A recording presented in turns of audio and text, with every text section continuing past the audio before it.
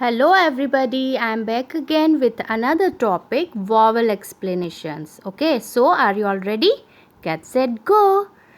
There are 26 letters in our alphabets. Okay, how many? 26 letters. Okay kids, now in all 26 letters there are 5 vowels: A, E, I, O and U. These are vowels, and other than these are consonants.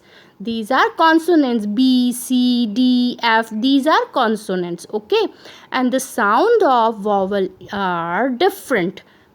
A says A, E says A, I says E, O says O, and U says a sound. Okay, so these are the sound. Now A, E, I, O, U are vowels, and vowels have two sounds: long sounds and short sound. Okay, like apple and ape, echo and eat, itch and idea, octopus and open. Last is up and unicorn. Okay kids, remember